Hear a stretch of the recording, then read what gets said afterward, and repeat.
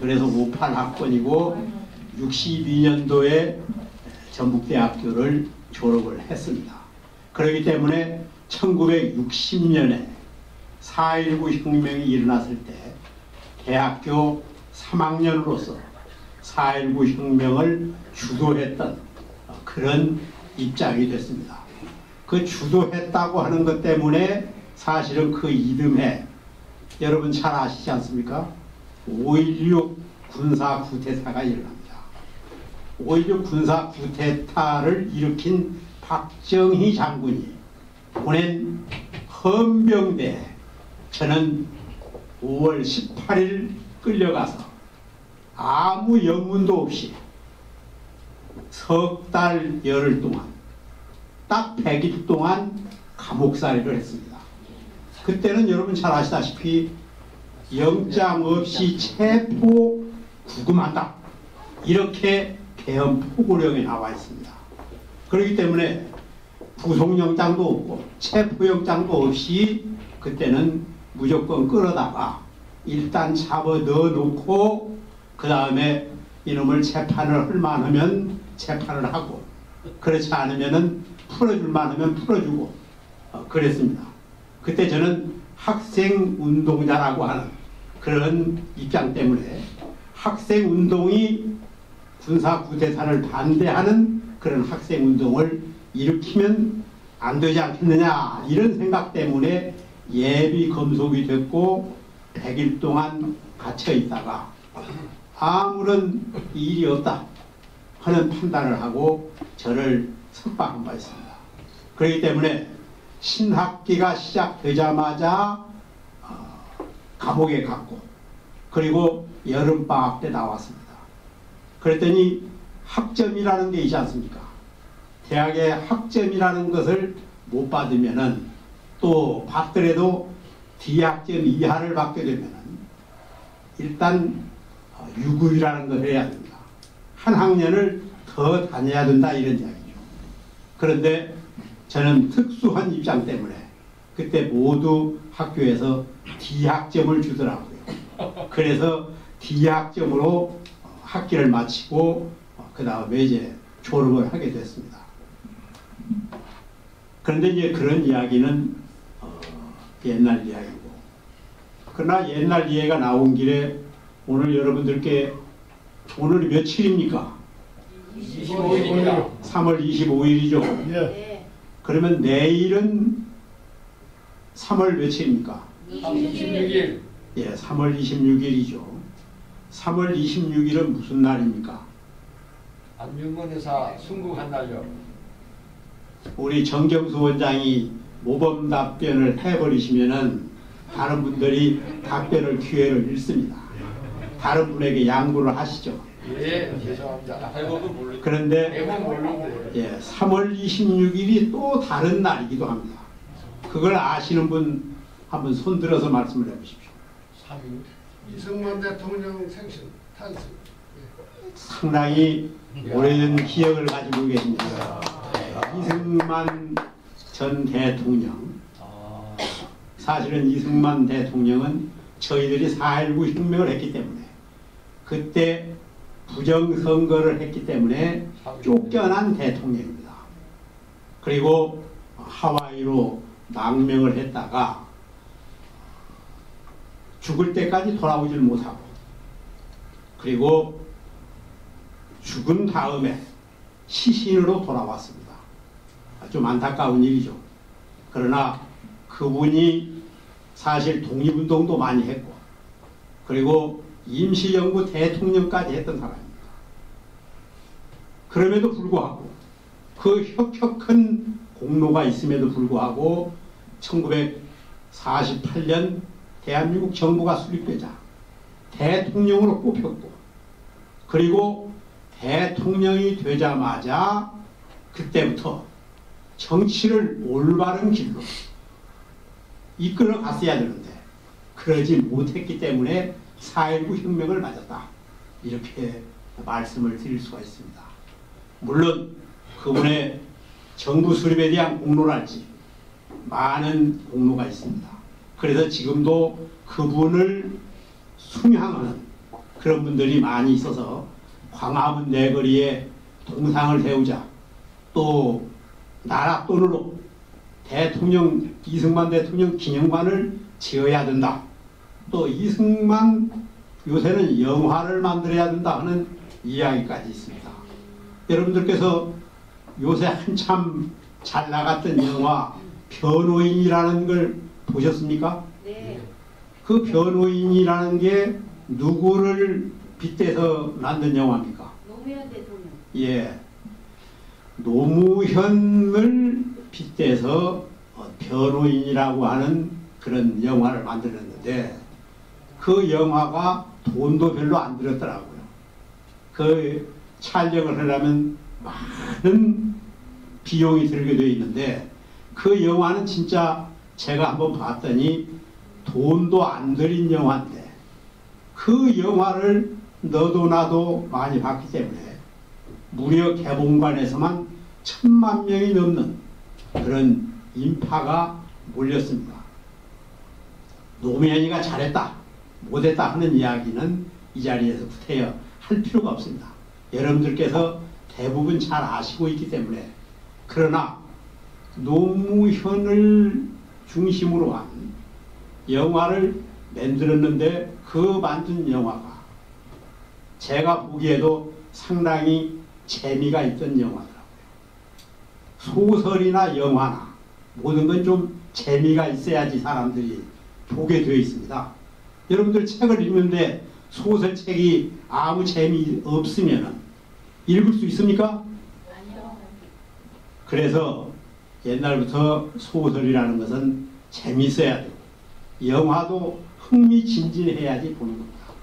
그래서 헐리우드에서는 블록버스터 같은 그런 오락영화 같은 것을 아주 멋지게 만들어서, 그래서 많은 사람들의 주머니를 털어갑니다. 근데 이번에 그 블록버스터를 만드는 헐리우드에서 우리 서울에 와가지고 어벤져스 2라고 하는 영화를 지금도 촬영을 하고 있습니다.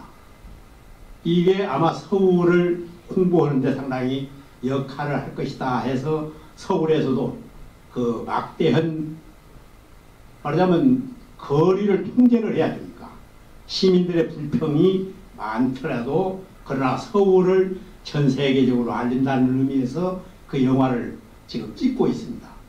그런데 이런 그 변호인 노무현의 말하자면 영화를 본 이승만 숭배자들이 지금 이승만 영화를 만들겠다, 그런 이야기를 하고 있습니다.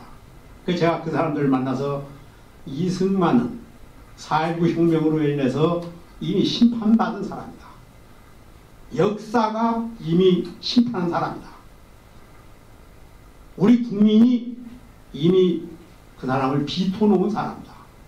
그런데 어디서 영화를 만드느냐, 이런 이야기를 했더니, 그래도 그분의 일생이 아주 파란만장했고 가치가 있기 때문에 영화를 만들려고 한다, 이제 이런 이야기를 하더라고요.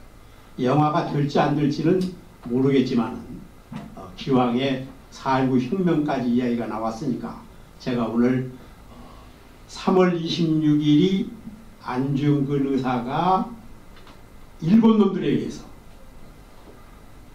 교수형이 집행된 날이다, 이 말씀을 드리고, 또 한편에서는 3월 26일이 이승만 박사의 탄생일이다 하는 것도 말씀드립니다.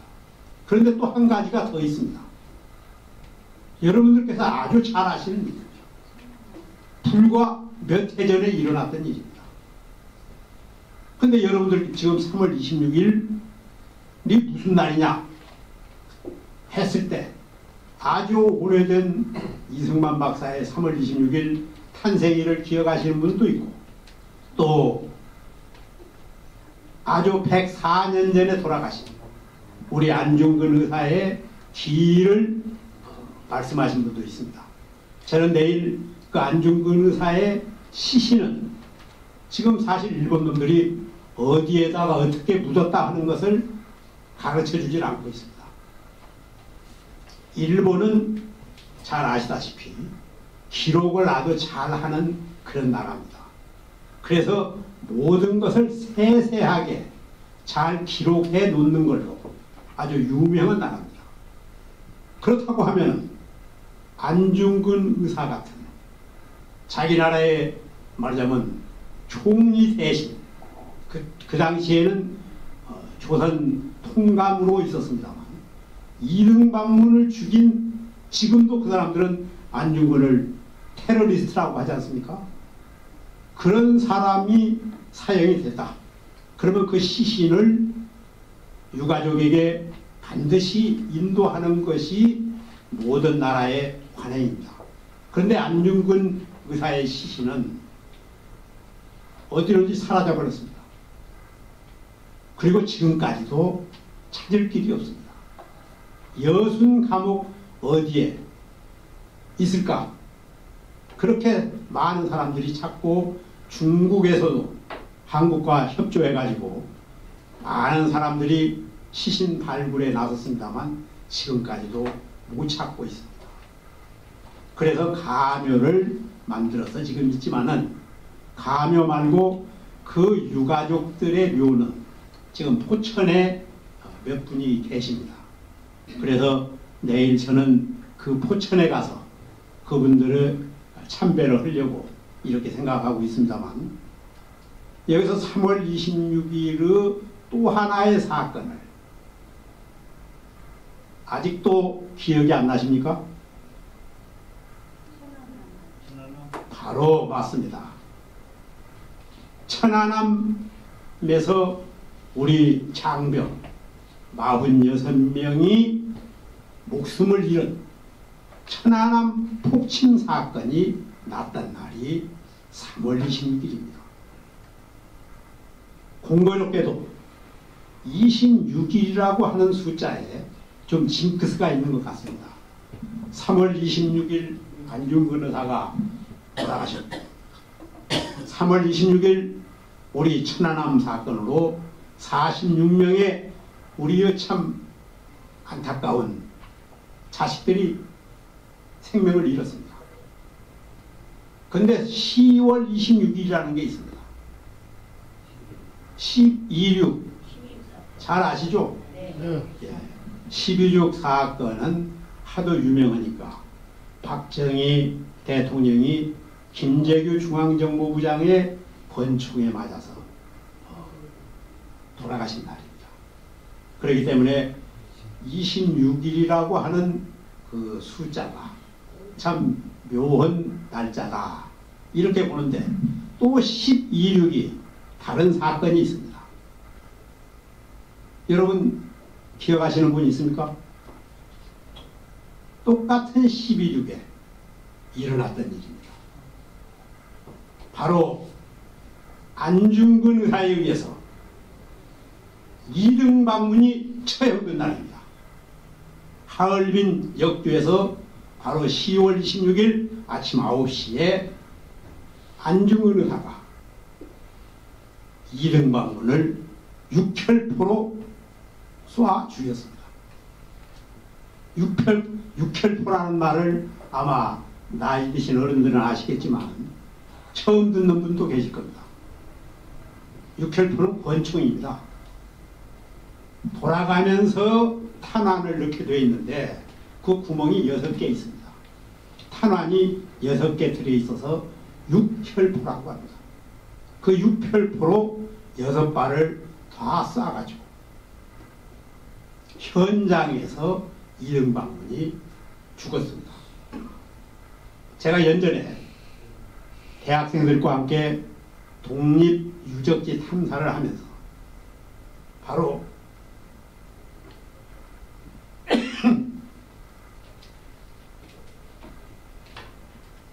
그 하얼빈 역도를 갔습니다. 역에서는 그 자리에 아무 표도 안 해놨어요. 이번에 박근혜 대통령이 시진핑을 만나가지고 거기에 표지석을 하나 해달라. 그 요청이 받아들여졌는데 시진핑 주석이 그 요청을 그냥 표지석 하나 설치하는 게 아니라 아예 안중근 기념관을 50평에 걸쳐서 그 하얼빈역에 세웠습니다. 그래서 오늘 많은 사람들이 하얼빈역으로 그 참배를 하기 위해서 가고 있습니다.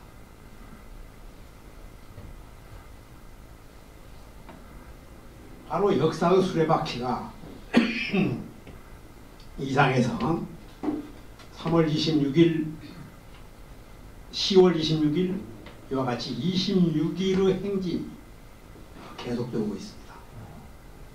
그런데 지금 이번에 말이죠. 경기도지사에 출마하는 김상곤이라고 하는 그 경기도 교육감 하던 사람이 있습니다. 아시죠? 예. 그 사람이 이제 진보 교육감이라고 아주 이름이 날려 있는 사람인데 그 사람이 지난 2월 14일자 신문에 광고를 냈습니다. 2월 14일. 이날은 또 무슨 날인지 모르십니까? 하필이면 김상곤 교육감이 광고를 냈습니다. 2월 14일. 2월 14일이 무슨 날이냐? 딱 그렇게 써 있습니다. 광고에. 그리고 큰 글씨로 그 밑에 발렌타인데이. 발렌타인데이가 뭐 하는 날입니까? 초콜릿을 남자가 여자한테 주는지 여자가 남자한테 주는지 제가 잘 모르겠습니다만 초콜릿을 주는 날입니다. 그런데 2월 14일은 해놓고 아주 큰 글씨로 발렌타인데이 그렇게 써 있습니다. 근데 발렌타인데이를 구태여 교육감이 선전할 필요가 있습니까? 그런데 그 큰 글씨로 발렌타인데이 쓰면 그 밑에 2월 14일은 안중근 의사가 일본 판사로부터 사형 선고를 받은 날이다. 이렇게 조그마한 글씨로 쓰여 있습니다. 그 사람이 의도한 것은 발렌타인데이를 선전하려고 한 건 아닐 겁니다. 그러나 2월 14일을 잊지 말고 기억하자고 하는 그것은 바로 안중근 의사의 그 순국정신을 우리가 받아야 된다 하는 뜻을 하려면은 발렌타인데이보다는 안중근 의사의 사형 선고일 이것이 컸어야 되지 않겠습니까? 네. 예. 육적 갚는 문제입니다. 망할 자식. 발렌타인데이를 젊은 청소년들이 좋아하니까 김상곤 교육감은 젊은 청소년을 겨냥해서 아마 그런 광고를 낸 걸로 합니다. 이게 우리나라의 지금 소위 지도자라고 하는 사람들의 실정입니다. 역사인식입니다. 우리는 오늘 이 자리에서 내일 안중근 의사 순국일을 앞두고 이렇게 마주 앉아 있습니다. 제가 드리고자 하는 것은 오늘 이 자리에서 장례문화 개선과 관련된 이야기를 해야 될 것입니다. 이 자리는 또 그런 자리니까. 그러나 우리가 역사를 외면해서도 안 되고 또 돌아가신 분들의 이야기를 이렇게 나누는 것도 장례문화의 하나다. 이렇게 생각을 해서 말씀을 드립니다. 더더군다나 안중근 의사의 시신을 지금 104년이 지났는데 지금까지도 우리는 찾지 못하고 있습니다. 이건 우리 후손으로서 참 부끄럽기도 하지만 그러나 그 시신을 어딘가에